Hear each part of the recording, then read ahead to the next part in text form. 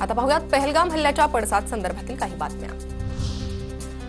भारताचा पाकिस्तानसोबत व्यापार बंदीचा निर्णय। पहलगाम दहशतवादी हल्ल्यानंतर वाणिज्य मंत्रालयाचा पाकिस्तानसोबत व्यापार बंदीचा निर्णय। दहशतवादाला प्रोत्साहन देणाऱ्यांना धडा शिकवणार, अतिरेक्यांना खतपाणी घालणाऱ्यांवर कडक कारवाई करणार। पहलगाम हल्ल्यानंतर पंतप्रधान मोदींचा पाकिस्तानला इशारा।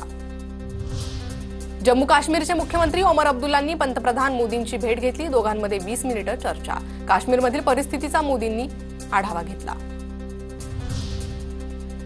नौदल प्रमुख दिनेश त्रिपाठी यांनी पंतप्रधान मोदींची भेट घेतली। पहलगाम हल्ल्याच्या पार्श्वभूमीवर दोघांमध्ये चर्चा। दहशतवाद्यांविरोधातल्या पुढच्या ॲक्शनसाठी भारताची तयारी सुरू। पाकिस्तानी झेंडा असणाऱ्या जहाजांना भारतीय बंदरावर नो एंट्री। भारत सरकारच्या जहाज बांधणी महासंचालनालयाचे आदेश।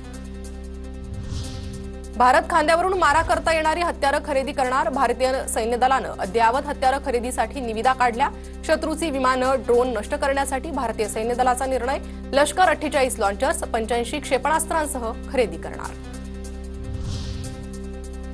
रशियाचे परराष्ट्र मंत्र्यांचा एस जयशंकर यांना फोन। भारत पाकमधील तणाव मिटवण्याचं लाव्हरोव्ह यांचं आवाहन।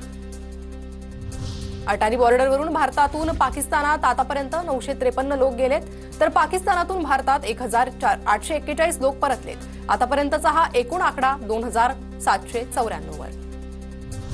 काश्मीर दहशतवादी हल्ल्याच्या विरोधात म्युनिकमध्ये भारतीय समुदायाकडून शांततापूर्ण निदर्शनात 700 जणांचा सहभाग।